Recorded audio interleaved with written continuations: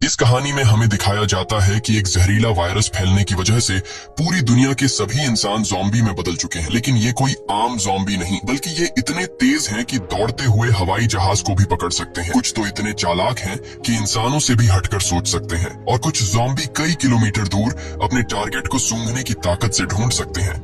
लेकिन इस खतरे से घिरी हुई दुनिया में अब सिर्फ 2 ही इंसान जिंदा बचे हैं। क्या ये दोनों सरवाइव कर पाएंगे या नहीं, जानते हैं आज की इस वीडियो में। कहानी की शुरुआत में हम एक लड़के को देखते हैं जो अपने कमरे में बैठकर टीवी पर कार्टून देख रहा होता है कि तभी अचानक टीवी का सिग्नल चला जाता है और स्क्रीन पर एक इमरजेंसी रिपोर्ट आने लगती है। ये खबर उस लड़के की मुस्कुराहट छीन लेती है। टीवी में बताया जाता है कि दुनिया भर में एक बहुत ही जहरीला वायरस फैल गया है, जिससे इन्फेक्टेड लोग कुछ मिनटों के अंदर भयानक ज़ॉम्बी जैसे बन जाते हैं। ये वायरस बहुत तेजी से फैलता है और पूरी दुनिया इस वायरस की चपेट में आ चुकी है। टीवी में बताया जाता है कि जो भी ये खबर सुन रहा है वो जल्दी से खुद के लिए कोई सेफ जगह देख ले। लड़का ये सब देख ही रहा होता है कि अचानक ऊपर के कमरे से अजीब तरह की आवाज आती है। वो आवाज सुनकर लड़के के गले में सांसें अटक जाती हैं। लड़का धीरे धीरे ऊपर जाकर देखता है तो पता चलता है कि ये उसकी बड़ी बहन का मजाक था। उसके बाद ये दोनों लड़के अपनी माँ के कमरे की तरफ जाते हैं और वहाँ जाकर ये देखते हैं कि उनकी माँ बहुत परेशान है। वो अपने हस्बैंड को फोन करके इस सिचुएशन के बारे में बताती है। उसका हस्बैंड जो एक पायलट है वो अपने बच्चों और वाइफ को बताता है कि हर तरफ ये वायरस तेजी से फैल रहा है, इसलिए तुम सब घर पर मेरा इंतजार मत करो और जल्दी से किसी तरह करके इस शहर से दूर निकल जाओ। वो अपने बच्चों से कहता है कि परेशान मत हो, तुम्हें कुछ नहीं होगा, तुम्हारी माँ तुम्हें एक सेफ जगह में ले जाएगी। वो अपने हाथ में पहना हुआ लकी ब्रेसलेट अपने बच्चों को दिखाता है, जो कि ये ब्रेसलेट उसकी बेटी एबिगेल ने बनाया था। ये देखकर एबिगेल बहुत खुश हो जाती है। दूसरी तरफ उनकी माँ जल्दी जल्दी से सामान इकट्ठा कर रही होती है। तभी उन्हें बाहर से चिल्लाने की आवाजें सुनाई देने लगती हैं, इसलिए वो जल्दी से अपने दोनों बच्चों को लेकर घर से बाहर निकल आती है। जैसे ही वो कार में बैठने वाले होते हैं, अचानक एक ज़ॉम्बी उन बच्चों की माँ पर अटैक कर लेता है। डर के मारे एबिगेल जल्दी से कार के नीचे छुप जाती है और अपनी आंखों के सामने अपने छोटे भाई और माँ को ज़ॉम्बी के हाथों मरते हुए देखती है। वो ज़ॉम्बी उस छोटी बच्ची को देख नहीं पाता और वहाँ से चला जाता है। ये छोटी लड़की डर से कांप रही होती है कि तभी वो देखती है कि उसकी माँ भी एक ज़ॉम्बी बन चुकी है। लड़की की माँ अपनी बेटी को देखकर उसकी तरफ बढ़ने लगती है। इससे पहले कि वो अपनी बेटी को मार पाती, ठीक उसी समय पर एक अंकल फरिश्ते की तरह आकर एबिगेल की माँ को मार देता है और एबिगेल को बचा लेता है। थोड़ी देर बाद वो देखते हैं कि एबिगेल का छोटा भाई भी ज़ॉम्बी में कन्वर्ट हो रहा है, इसलिए वो आदमी लड़की को कान बंद करने के लिए कहता है और उसके ज़ॉम्बी बन चुके छोटे भाई को भी गोली मार देता है। अब इसके बाद 10 साल के बाद का सीन दिखाया जाता है और हम देखते हैं कि ज़ॉम्बी वायरस की वजह से इंसानी सभ्यता पूरी तरह से बर्बाद हो चुकी है। कभी रोशनी से चमकने वाले शहर अब वीरान हो चुके हैं और अब तक सारे इंसान या तो मर चुके हैं या फिर ज़ॉम्बी बनकर इधर उधर भटक रहे हैं और सिर्फ 2 ही लोग जिंदा बचे हैं। वो छोटी लड़की एबिगेल जिसे अंकल ने बचाया था, अब वो बड़ी हो चुकी है। उस दिन से लेकर अब तक एबिगेल अंकल जैक की नजरों में पली बढ़ी और जैक ने उसे ट्रेन करके ज़ॉम्बी से लड़ना सिखा दिया है। उस दिन अगर उसकी लाइफ में जैक नहीं आता तो एबिगेल अब तक मर चुकी होती, इसलिए एबिगेल जैक को अपना पिता मानती है। इतने सालों तक जंगल में अकेले रहने के बाद एबिगेल को बहुत ही लोनली महसूस हो रहा होता है। उसकी सबसे बड़ी इच्छा है कि उसे कोई इंसानी बस्ती मिल जाए जहाँ वो लोगों के साथ मिलकर रह सके, लेकिन जैक को लोगों के बीच रहना बिल्कुल भी पसंद नहीं। रात को जब वो दोनों जंगल में कैंप लगाकर सो रहे थे, तभी किसी की आवाज से जैक की आंख खुल जाती है। वो धीरे से अपने कैंप से बाहर निकलकर देखता है कि तभी एक ज़ॉम्बी जैक पर हमला कर देता है, लेकिन जैक लगातार गोलियां चलाकर उसे मार देता है और एबिगेल भी वहां पर पहुंच जाती है। इन दोनों को पिछले 10 सालों से जंगल में ज़ॉम्बीज का शिकार करते हुए इतना एक्सपीरियंस तो हो गया था कि ज़ॉम्बी झुंड बनाकर एक साथ मिलकर रहते हैं। वो समझ जाते हैं कि आसपास और भी जरूर ज़ॉम्बीज होंगे, इसलिए वो जल्दी यहाँ से निकलने की तैयारी करने लगते हैं और घोड़े पर बैठकर निकल जाते हैं। तभी रास्ते में उनके घोड़े हिनहिनाने लगते हैं। जैक समझ जाता है कि खतरा नजदीक है। दोनों चारों तरफ देखते हैं तो दूर एक जीप ज़ॉम्बी से गिरी हुई दिखाई देती है, जहां एक नॉर्मल इंसान खुद को ज़ॉम्बी से बचा रहा था। अब वैसे भी दुनिया में इंसान बहुत ही कम बचे थे, इसलिए अब इन दोनों को हर हाल में उस आदमी को ज़ॉम्बी से बचाना था। जैक एबिगेल के निशाने का टेस्ट भी लेना चाहता था, इसीलिए वो एबिगेल से कहता है कि तुम इस आदमी को बचाओगी ताकि पता चले कि वो पूरी तरह से ट्रेन हो चुकी है या नहीं। जैक उसे कहता है कि सुकून से टारगेट को निशाने पर करो और फिर उसे शूट कर दो, लेकिन एबिगेल जल्दबाजी में गोली चला लेती है, जिससे वो गोली ज़ॉम्बी के साथ साथ उस सर्वाइवर को भी लग जाती है। ये देखकर जैक एबिगेल पर काफी गुस्सा करता है, जिसके बाद वो दोनों इंसान के पास जाते हैं। वो देखते हैं कि ये आदमी अब बच नहीं सकता, इसलिए जैक उसे खुद ही मार देता है ताकि अगर उसे ज़ॉम्बी ने काटा हो तो वो दोबारा जिंदा न हो जाए और हमारे लिए खतरा न बने। उसके बाद वो दोनों उस मरे हुए आदमी की कार से जरूरत की सारी चीजें लेने लगते हैं। जैक मरे हुए आदमी के जूते ले लेता है और जैसे ही वह उन जूतों को पहनता है तभी वहाँ मरे हुए आदमी के और साथी भी आ जाते हैं और बहुत सारे हथियारबंद लोग उन्हें घेर लेते हैं। एक बंदा जब मरे हुए इंसान के जूतों को जैक के पैरों में देखता है तो उन्हें शक होने लगता है कि उन्होंने सामान लूटने के लिए उनके साथी को मारा है। जब ये लोग जैसे ही इन दोनों को मारने लगते हैं तभी एक प्रेग्नेंट लेडी कार से उतरती है और अपने साथियों से इन दोनों को छोड़ने के लिए कहती है। तभी काला घोड़ा फिर से इन्हें वार्निंग देता है और अगले ही पल दूर जंगल से तेज आवाजें आने लगती हैं। बहुत सारे ज़ॉम्बी तूफान की तरह चारों तरफ से उनकी ओर बढ़ने लगते हैं। वो लोग इतने तेज रफ्तार से आते हैं कि उन्हें भागने का मौका नहीं मिलता, इसलिए हथियार निकालकर वही मुकाबला करते हैं। यहाँ सबके पास हथियार तो थे मगर ज़ॉम्बी की तादाद काफी ज्यादा थी, इसलिए वो एक एक करके ग्रुप के बहुत से लोगों को काट लेते हैं। बचे हुए लोगों के पास छुपने की कोई जगह नहीं होती और जल्द ही यह बहुत ही कम लोग बच जाते हैं। एक मजबूत आदमी बदकिस्मती से ज़ॉम्बी के काटने का शिकार हो जाता है, इसलिए वह खुद को गोली मारना चाहता है लेकिन उसकी बंदूक में गोलियां खत्म हो जाती हैं। अब उन्हें पता चल चुका था कि वो उनसे लड़ नहीं पाएंगे, इसलिए एबिगेल प्रेग्नेंट लेडी को लेकर गाड़ी में बैठाती है। गाड़ी में प्रेग्नेंट लेडी का हस्बैंड भी बैठा होता है और जैक गाड़ी स्टार्ट करके जल्दी से वहाँ से निकल जाते हैं। पूरे ग्रुप में अब ये सिर्फ 4 लोग ही बचे थे, बाकी सब ही ज़ॉम्बीज़ के शिकार हो चुके थे। एक काले चेहरे वाला ज़ॉम्बी अपने साथियों को मरा हुआ देखकर बहुत ज्यादा गुस्सा हो जाता है। उधर ये चारों ज़ॉम्बीज़ से जान छुड़ाकर गाड़ी में सफर कर रहे होते हैं। रास्ते में जैक पीछे बैठी लेडी से पूछता है कि तुम हो कौन और यहाँ क्या कर रहे थे। पूछने पर पता चलता है कि यह बचे हुए लोग शिपटाउन नाम की जगह पर जाना चाहते थे जहाँ पर सेफली इंसान रहते हैं। वहाँ जरूरत की तमाम फैसिलिटीज हैं और हम सब वहाँ जाकर एक नॉर्मल जिंदगी गुजारना चाहते थे। ये सुनकर एबिगेल बहुत खुश होती है क्योंकि यही तो वो जगह है जहाँ वह हमेशा से जाना चाहती थी। जिस पर जैक ने कहा कि यहाँ पर कोई भी ऐसी कॉलोनी वगैरह नहीं है, मैं पिछले 10 सालों से यहाँ वहाँ भटक रहा हूँ, मुझे तो कोई ऐसी कॉलोनी नहीं दिखाई दी। तभी अचानक बीच रास्ते में उनकी गाड़ी खराब हो जाती है। इस दौरान प्रेग्नेंट लेडी का हस्बैंड बाहर निकलता है जिसका नाम डेविड है। वह उनसे कहता है कि मैं एक मैकेनिक हूँ और मैं इसे ठीक कर सकता हूँ, लेकिन औजार न होने की वजह से गाड़ी ठीक नहीं हो पाती, इसीलिए यह लोग गाड़ी को यहीं पर छोड़कर पैदल सफर करने लगते हैं। कई किलोमीटर सफर करने के बाद वह लोग एक वीरान सोसाइटी में पहुँच जाते हैं। यहाँ ऊंची इमारतें अभी भी खड़ी हैं लेकिन हर तरफ मौत की शांति छाई हुई है। ये लोग सबसे पहले इस जगह की अच्छी तरह से जांच भी करते हैं। जब उन्हें कोई खतरा महसूस नहीं होता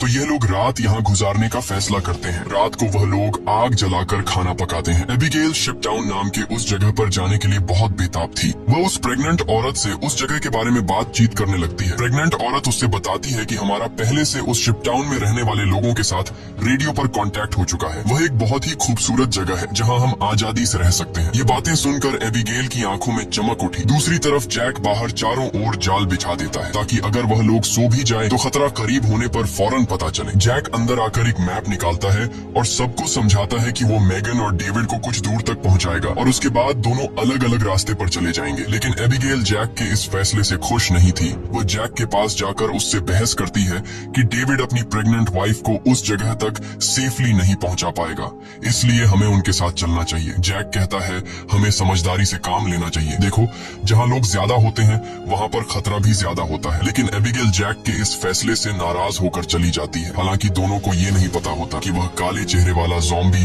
उनकी गाड़ी को सूंघते हुए वहाँ तक पहुँच चुका है। अगली सुबह एबिगेल छत पर बैठकर अपने बचपन की फोटोज देख रही होती है कि अचानक नीचे पेड़ों से सरसराहट की आवाज आती है। वो समझ जाती है कि ज़ॉम्बी अंदर आ गए हैं और सबको वार्निंग देने के लिए नीचे दौड़कर जाती है कि तभी रास्ते में एक ज़ॉम्बी भी उसके पीछे लग जाता है। एबिगेल खुद को बचाते हुए ऊपर सीढ़ियों पर चढ़ने लगती है और पीछा करने वाले ज़ॉम्बी को झटका देते हुए नीचे गिरा देती है। लेकिन इस चक्कर में उसका बैलेंस बिगड़ जाता है जिससे वह भी नीचे गिरने वाली होती है। लेकिन तभी जैक ने वक्त पर आकर उसे बचा लिया। थोड़ी देर बाद काले चेहरे वाला ज़ॉम्बी अपने साथियों के साथ वहाँ पहुँच जाता है क्योंकि उसे पता चल जाता है कि उनका साथी कहाँ पर मरा है। लेकिन वह पहले से बिछाई गई जाल में फंस जाते हैं जिसमें काफी सारे ज़ॉम्बी मारे जाते हैं। जैक धमाके की आवाज सुनकर समझ जाता है कि ज़ॉम्बी का झुंड उस जगह तक पहुँच गया है जहाँ हम कल रात ठहरे थे और ज़ॉम्बी अभी तक उनका पीछा कर रहे हैं। लेकिन अच्छी बात ये थी कि ये लोग उस जगह को छोड़कर वहां से आगे निकल चुके थे। तभी रास्ते में एबिगेल को याद आता है कि थोड़ी दूर पर एक छोटा सा हवाई अड्डा है जहां पर मेरे फादर काम किया करते थे। शायद वहां कुछ हवाई जहाज बचे हों जिससे हम आसानी से शिप टाउन तक पहुंच सकते हैं। लेकिन जैक कहता है कि अगर हम एयरपोर्ट गए तो वह एक खुली जगह है और अगर वहां ज़ॉम्बीज ने घेर लिया तो वहां हमारे पास जान बचाने का कोई रास्ता नहीं होगा और मुश्किल है कि हमें वहां एरोप्लेन भी मिल जाए। लेकिन एबिगेल के बार बार कहने पर वह वहां जाने के लिए मान जाता है, जिसके बाद ये लोग एयरपोर्ट आ गए। लेकिन यहाँ पर कोई भी एरोप्लेन नहीं था। जैक कहता है, देखा, मैंने कहा था यहाँ पर कोई भी एरोप्लेन नहीं होगा। लेकिन जब वह लोग वहाँ पर एक छोटे से गराज में पहुँचते हैं तो गराज का दरवाजा खोलते ही लकीली वहाँ उन्हें एक छोटा एरोप्लेन मिल जाता है। ये देखकर ये लोग बहुत खुश हो जाते हैं क्योंकि अब उनका शिप टाउन तक पहुँचने का रास्ता आसान हो गया। लेकिन ये हवाई जहाज बहुत दिनों से इस्तेमाल नहीं हुआ था, इसलिए मैकेनिक डेविड कहता है कि उसे ठीक करने की जरूरत है। ज्यादा नहीं, मैं उसे 10 से 15 मिनट के अंदर ठीक कर दूंगा। जब तक डेविड एरोप्लेन को ठीक करता तब तक जैक और एबिगेल एयरपोर्ट में कुछ काम की चीजें ढूंढने लग जाते हैं। तभी डेविड दूरबीन से देखता है कि दूर से बहुत सारे ज़ॉम्बीज आ रहे हैं जो बहुत जल्द एरोप्लेन तक पहुंच जाएंगे। वह लोग दौड़ कर आते हैं और उन दोनों को वार्न करते हैं कि हमें जल्दी से एरोप्लेन को स्टार्ट करना होगा, नहीं तो ज़ॉम्बी यहाँ पहुंचकर हमें मार देंगे। एबिगेल जल्दी से पायलट की सीट पर बैठ जाती है, वहाँ पर मौजूद बुक्स को रीड करती है। उसके फादर पायलट थे, इसलिए उसने अपने फादर से एयरप्लेन को कंट्रोल करने की थोड़ी बहुत जानकारी सीखी थी। और जैक ज़ॉम्बीज को शूट करके उन्हें रोकने की कोशिश करता है। एबिगेल जैसे तैसे करके एरोप्लेन को स्टार्ट कर लेती है, लेकिन तब तक बहुत देर हो चुकी थी। वहाँ बहुत सारे ज़ॉम्बी रनवे तक पहुँच जाते हैं। उनकी रफ्तार काफी तेज थी और उनमें से एक ज़ॉम्बी एरोप्लेन के दरवाजे तक पहुँच भी जाता है। लेकिन जैक उसे गोली मारकर एरोप्लेन को उसे छुड़ा लेता है और एबिगेल जहाज के कंट्रोल को समझ जाती है। इस तरह से ये लोग जहाज को टेक ऑफ कर लेते हैं। हवाई जहाज में बैठे सभी लोग बहुत खुश हैं क्योंकि वो जल्द ही सीधे शिप टाउन पहुंच जाएंगे। लेकिन ये खुशी थोड़ी ही देर की मेहमान थी। जैसे ही ये लोग थोड़ा सा आगे गए तो अचानक जहाज के इंजन में से धुआं निकलने लगा क्योंकि ये जहाज पिछले 10 सालों से हवा में सफर नहीं कर पाया था, इसीलिए इसका इंजन ब्लास्ट हो जाता है और प्लेन नीचे की तरफ जाने लगा। जैक समझदारी से काम लेते हुए एरोप्लेन का एक पेड़ में क्रैश लैंड करता है, जिससे उन्हें थोड़े बहुत चोट तो आ जाते हैं पर इनकी जान बच जाती है। प्लेन तो अब इस्तेमाल लायक नहीं बचा था, इसलिए अब उन्हें दोबारा फिर से पैदल सफर करना पड़ेगा। काफी दूर तक पैदल चलने के बाद वो लोग एक सुनसान रेलवे स्टेशन तक पहुंच जाते हैं। रात हो चुकी थी। ये लोग आसपास खतरा चेक करते हैं। जब उन्हें कोई भी ज़ॉम्बी नहीं नजर आता तो ये लोग यहीं पर रात गुजारने का फैसला कर लेते हैं। वो लोग मैप पर अपना लोकेशन देखते हैं, जिससे उन्हें पता चलता है कि अब ये लोग शिप टाउन से सिर्फ 2 दिन की दूरी पर हैं। यहाँ वो प्रेग्नेंट लेडी जैक के पास आती है और जैक का शुक्रिया अदा करती है। वो जैक से कहती है कि अगर तुम ना होते तो हम कभी भी यहाँ तक नहीं पहुँच पाते। ये सुनते हुए जैक को भी मैगन से हमदर्दी होने लगी। वो उसे अपनी स्टोरी सुनाता है कि आज से 10 साल पहले जब ये ज़ॉम्बी वायरस शुरू हुआ था तो उसे सबसे पहले अपनी पत्नी को जान से मारना पड़ा क्योंकि वो उसे काटने आ रही थी। इसीलिए तब से लेकर आज तक उसके अंदर का इंसान कहीं मर सा गया है। अब इस दुनिया में सिर्फ उसके पास एबिगेल ही है जिसे वो हर एक कीमत पर जिंदा रखेगा। और जैक मैगन से ये भी कहता है कि अब उसका इरादा बदल चुका है। मैं अब सबसे पहले तुम्हें शिप टाउन तक पहुंचाऊंगा, जिसे सुनकर मैगन बहुत खुश हो जाती है। दूसरी तरफ हम देखते हैं कि मैगन का हस्बैंड डेविड अपने सर पर गन रखकर खुद को मारने की कोशिश करता है। दरअसल उसके पैर में एक ज़ॉम्बी ने काट लिया था, लेकिन अभी तक डेविड ज़ॉम्बी नहीं बना था क्योंकि वो घाव बहुत ही छोटी है, इसीलिए उसके ज़ॉम्बी बनने की रफ्तार काफी स्लो चल रही है। अब उसने फैसला किया कि वो अपनी पत्नी मैगन को इस शिप टाउन तक पहुंचाकर खुद को उससे दूर कर लेगा। अगली सुबह ये चारों फिर से अपना सफर जारी रखते हैं। तब रास्ते में जैक को डेविड की हरकतें कुछ अजीब लगने लगती हैं। जैक समझ गया कि ये इन्फेक्टेड है, इसीलिए वह उसे पकड़कर एक खाली जगह में ले जाता है जहां उसकी वाइफ और एबिगेल नजर नहीं आती। वो डेविड की पैंट को ऊपर करता है और उसे ज़ॉम्बी का काटा हुआ निशान नजर आ जाता है। अब जैक को ये बात कंफर्म हो चुकी थी कि डेविड जल्द ज़ॉम्बी बनने वाला है। जैक उससे कहता है कि बताओ तुम खुद से मरना पसंद करोगे या फिर मैं मारूं। डेविड कहता है मैं किसी को नुकसान नहीं पहुंचाऊंगा और अगर ऐसी नौबत आ भी गई तो मैं खुद को ही मार दूंगा। इसीलिए वो डेविड को छोड़ देता है। चलते चलते रात हो जाती है और आगे उन्हें एक घर दिखाई देता है। जैक बंदूक तान कर आगे बढ़ने लगता है। तभी अचानक एक तेज लाइट चमकती है और उन्हें स्पीकर के जरिए से कहा जाता है कि अपनी वेपन्स नीचे रख दो वरना गोलियों से छलनी कर दिया जाओगे। अब उन्हें पता चल जाता है कि अंदर कोई इंसान ही है। एबिगेल आगे बढ़ती है और कहती है कि हमारा यहाँ आने का मकसद किसी को नुकसान पहुँचाना बिल्कुल भी नहीं है, बस हमें मदद चाहिए। तभी उस घर का मालिक बाहर आता है। वो कहता है कि तुम लोगों को यहाँ ढेर सारा खाना और रात गुजारने दिया जाएगा, मगर एक शर्त पर, तुम सबको अपनी बंदूकें बाहर ही छोड़नी होंगी। जब ये लोग अपने वेपन्स बाहर छोड़ देते हैं तो वो आदमी उन्हें घर के अंदर ले जाता है। ये आदमी सबको घर के अंदर वेलकम करते हुए बताता है कि मैं एक साइंटिस्ट हूँ, मैं यहाँ पर अकेला रहता हूँ। अगर मैं चाहता तो यहाँ से जा सकता था, लेकिन ऐसी जगहों पर मुझे रिसर्च करने में आसानी होती है। यहाँ वो इन सब सबको बहुत अच्छा खाना देता है, जिसे वो सब देखकर हैरान रह जाते हैं, क्योंकि ऐसा खाना उन्होंने काफी लंबे अरसे से नहीं खाया था। वो लोग खाने पर टूट पड़ते हैं। खाना खाने के बाद वो साइंटिस्ट इन लोगों के लिए ड्रिंक्स भी लाता है। वो सब बहुत खुश थे, क्योंकि इतने दिनों बाद सबको आराम से बैठकर बातें करने का मौका मिलता है। लेकिन साइंटिस्ट की बातें सुनते हुए उन्हें कुछ अजीब लगता है। साइंटिस्ट कहता है कि देखो, ये जो वायरस फैला है, वैसे तो ये बहुत बुरी चीज है, लेकिन दूसरी तरफ इससे इंसान अपग्रेड भी हुए हैं, जैसे कि कमजोर इंसान खत्म हो जाएंगे और जो ताकतवर होगा वो जॉम्बी बनकर जिंदा रहेगा। वो कहता है कि जॉम्बी सिर्फ खाने के लिए जीते हैं, ना कि तरक्की के लिए, इसलिए जॉम्बीज को दुनिया पर राज करना चाहिए। ये सुनकर उन चारों को बहुत ही अजीब लगने लगता है। तभी डेविड को अपनी तबीयत ज्यादा खराब लगती है और वो बाथरूम में जाता है। बाथरूम जाकर वो शीशे में देखता है कि उसके बॉडी में वायरस पूरी तरह से फैल चुका होता है। जब डेविड वापस हॉल में आता है तो देखता है कि जैक और बाकी लोग बेहोश पड़े हैं। दरअसल साइंटिस्ट ने शराब में बेहोशी की दवा मिला दी थी। ये देखकर डेविड साइंटिस्ट पर हमला करने लगता है कि तभी साइंटिस्ट अपने हाथ में पकड़े हुए एक डिवाइस का बटन दबा देता है। डेविड को अचानक बहुत कमजोरी महसूस होती है और वो जमीन पर गिर जाता है। साइंटिस्ट कहता है कि इस डिवाइस को मैंने सालों की मेहनत के बाद बनाया है, जिससे मैं दुनिया के किसी भी कोने में जा सकता हूँ और इस डिवाइस की मदद से ज़ॉम्बी मेरा कुछ भी नहीं बिगाड़ सकते। साइंटिस्ट ने एक ऐसा डिवाइस बना लिया था जिससे वो ज़ॉम्बीज को कंट्रोल कर सकता था, यानी कि अब वो पूरी दुनिया का राजा बनकर सबको अपने इशारों पर नचवाएगा। उसके बाद डेविड बेहोश हो जाता है और जब डेविड को दोबारा होश आता है तो वो देखता है कि उसे और उसके साथियों को बांध दिया गया है और अब साइंटिस्ट उन चारों पर एक्सपेरिमेंट करने वाला है। ये सब करने के बाद साइंटिस्ट कहता है कि क्या तुम लोग मेरी वाइफ से मिलना चाहोगे। उसके बाद हम साइंटिस्ट की वाइफ को देखते हैं, जो कि एक ज़ॉम्बी थी और साइंटिस्ट ने उसे पिंजरे में बंद कर रखा था और वो इंसानों को पकड़कर उसे खिलाता था। ये डिवाइस भी साइंटिस्ट ने अपनी बीवी पर एक्सपेरिमेंट करके बनाई थी। साइंटिस्ट जब पिंजरे का दरवाजा खोलता है तो उसकी वाइफ सबसे पहले उसी पर अटैक करने लगती है, लेकिन साइंटिस्ट उसे कंट्रोल करके उन चारों की तरफ भेज देता है। वो जैक पर हमला कर देती है, लेकिन वो उसे लात मारकर पीछे धकेल देता है। लेकिन तभी डेविड वायरस की ताकत से रस्सी तोड़ देता है और अपने बाकी साथियों को भी छुड़ा देता है। घर का मालिक खतरा भांप कर तुरंत भाग जाता है। उसके बाद वो चारों भी अपना सामान लेकर जल्दी से बाहर निकल आते हैं। लकीली बाहर उन्हें साइंटिस्ट की गाड़ी मिलती है और ये चारों उसी में बैठकर जंगल की तरफ निकल जाते हैं। लेकिन साइंटिस्ट हार नहीं मानने वाला था। वो अपने डिवाइस के जरिए ज़ॉम्बी के झुंड को कंट्रोल करके उनका पीछा करवाता है। जैक गाड़ी की स्पीड को बढ़ाकर ज़ॉम्बीज को काफी पीछे छोड़ देता है, लेकिन आगे का रास्ता बंद था। अब उनके पास पैदल जाने के अलावा और कोई चारा नहीं है। थोड़ा सा आगे पैदल चलने के बाद ज़ॉम्बी दोबारा उन तक पहुंच जाते हैं। डेविड जान जाता है कि उसके पास ज्यादा वक्त नहीं है, वो कुछ ही देर बाद ज़ॉम्बी बन जाएगा, इसलिए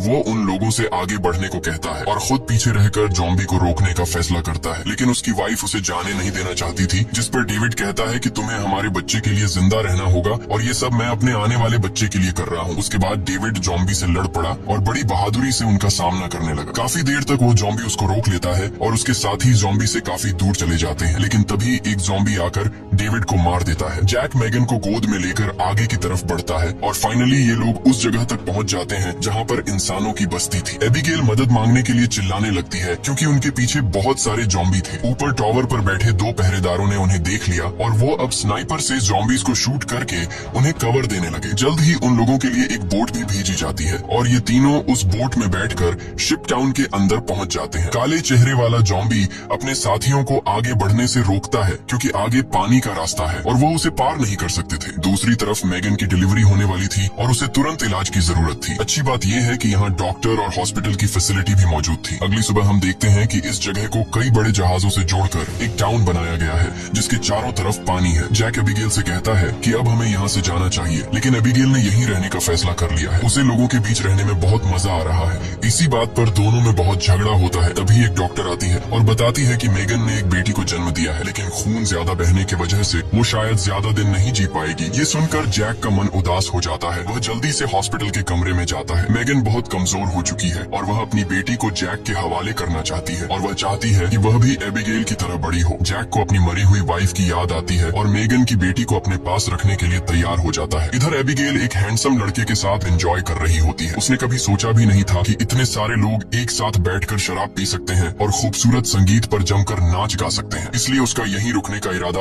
और भी पक्का हो जाता है। थोड़ी देर बाद एबिगेल उस हैंडसम लड़के को चुपके से एक कैबिन में जाते हुए देख लेती है। उसे देखकर वह भी अंदर चली जाती है। वहां पहुंचकर वह देखती है कि ये कैबिन पूरी तरह से तारों और बमों से भरा हुआ है। वहां एक वायरलेस स्विच भी लटका हुआ होता है। जैसे ही वह उस स्विच को टच करती है तभी वह लड़का भाग कर आता है और बताता है कि उन्होंने शिप टाउन के नीचे बम लगाए हैं। अगर कभी ये जगह खतरे में पड़ती है तो लोग उस रास्ते से भाग जाएंगे और बाहर से इस जगह को उड़ा देंगे। लेकिन दोनों को बिल्कुल भी अंदाजा नहीं होता कि ये दिन इतनी जल्दी आ जाएगा। वह साइंटिस्ट गुस्से गुस्से में वहाँ तक भी पहुँच जाता है। वो देखता है कि इन लोगों ने बहुत सारे ज़ॉम्बीज़ को मार दिया है जिनके सहारे वह इस दुनिया पर राज करना चाहता है। वह अपने कंट्रोल डिवाइस के जरिए उस काले चेहरे वाले ज़ॉम्बी राजा को अपने कंट्रोल में कर लेता है। साइंटिस्ट की मदद मिलने के बाद शिप टाउन के नीचे का पानी अब उन्हें नहीं बचा सकता था। बहुत सारे ज़ॉम्बी पानी के नीचे से उन शिप्स पर पहुंच जाते हैं और लोगों पर अचानक अटैक कर लेते हैं, जिनमें से बहुत से लोग मारे जाते हैं। लोगों के बीच हलचल मच जाती है। इधर जैक को भी इस बात का पता चल जाता है कि ज़ॉम्बीज़ ने अटैक कर लिया है। जैक को एबिगेल की चिंता होने लगती है और वह उसे ढूंढने लग जाता है। वह ज़ॉम्बीज़ को मारते हुए आगे बढ़ता है और आखिरकार वह एबिगेल को ढूंढ लेता है। दूसरी तरफ सन की साइंटिस्ट भी शिप पर पहुंच जाता है और एबिगेल को पंच मारकर नीचे गिरा देता है। ये देखकर जैक गुस्से में आकर साइंटिस्ट की तरफ दौड़ने लगता है कि तभी एक ज़ॉम्बी बीच में आकर उसे धक्का देकर नीचे टैंक में फेंक देता है और वहाँ वो साइंटिस्ट भी पहुंच जाता है और जैक से बदला लेना चाहता है। वो जैक को लात मारकर गिरा देता है, लेकिन जैक को पता था कि साइंटिस्ट से लड़ना फुदूल है, इसीलिए वह साइंटिस्ट पर हमला करके उसके हाथ में लगे डिवाइस को दीवार से मारकर तोड़ देता है। अब साइंटिस्ट के पास ज़ॉम्बीज़ को कंट्रोल करने की पावर नहीं रही, जिसके बाद बूढ़ा साइंटिस्ट जल्द ही ज़ॉम्बी का शिकार बन जाता है। अच्छी बात ये थी कि इस कैंप में पहले से ही भागने का रास्ता बना हुआ था। बहुत सारे बचे हुए लोग सुरंग के रास्ते नदी के दूसरे किनारे पर पहुंच जाते हैं। जब वह बम चालू करने वाले होते हैं तो वह हैंडसम लड़का बटन नहीं दबाता, क्योंकि एबिगेल अभी भी शिप पर है। अब जैक और एबिगेल बाहर की तरफ भागने लगते हैं, लेकिन पीछे से ज़ॉम्बी राजा एबिगेल को पकड़ लेता है। तभी जैक तेजी से उस ज़ॉम्बी को लकड़ी से सर पर मार देता है, जिससे वह पीछे गिर जाता है। अचानक एबिगेल की नजर गलती से उस ज़ॉम्बी राजा के हाथ में बंधे ब्रेसलेट पर पड़ती है। ये वही ब्रेसलेट था जो उसने बचपन में अपने हाथों से अपने पिता के लिए बनाया था। वह समझ जाती है कि ये ज़ॉम्बी उसके पिता हैं, लेकिन अब वह इंसान नहीं बल्कि ज़ॉम्बी बन चुका था। यहाँ पर जैक उसे हाथ से पकड़कर जबरदस्ती खींचकर भागने को कहता है। वह हैंडसम लड़का दोनों को भागते हुए देखकर तुरंत वायरलेस रिमोट का बटन दबा देता है और पूरा शिप टाउन राख में बदल जाता है। हालांकि इन सब की लड़ाई भी खत्म नहीं हुई थी। कैंप का सरदार अपनी गर्दन पकड़ कर आता है, क्योंकि लड़ाई में उसे ज़ॉम्बी ने काट लिया था। वायरस के फैलने से पहले ही काले चेहरे वाले ज़ॉम्बी ने उस पर हमला कर दिया। हैरानी की बात यह थी कि ज़ॉम्बी राजा भी धमाके में बच गया था। जैक तुरंत दौड़कर उस ज़ॉम्बी राजा से लड़ने लग जाता है, लेकिन जैक ज़ॉम्बी राजा के सामने कमजोर पड़ रहा था। इसीलिए एबिगेल जमीन से बंदूक उठाती है और ये जानते हुए भी कि सामने खड़ा ज़ॉम्बी राजा उसका पिता है, लेकिन वह उसे पालने पोसने वाले जैक को मार रहा था। इसलिए एबिगेल बिना सोचे समझे उस काले चेहरे वाले ज़ॉम्बी राजा को गोली मार देती है, क्योंकि अगर वो उसे गोली नहीं मारती तो वो ज़ॉम्बी राजा वहाँ पर मौजूद सब लोगों को मार देता। उसके बाद जैक और एबिगेल गले लगते हैं और अब जैक, एबिगेल और बचे हुए लोग दूर समुद्र में एक सुनसान द्वीप की तरफ देखते हैं और वहीं एक नई इंसानी बस्ती बसाने का फैसला करते हैं। इसी के साथ ये कहानी खत्म हो जाती है। अगर वीडियो आपको अच्छी लगी हो तो हमारे चैनल को सब्सक्राइब और वीडियो को लाइक जरूर कीजिएगा।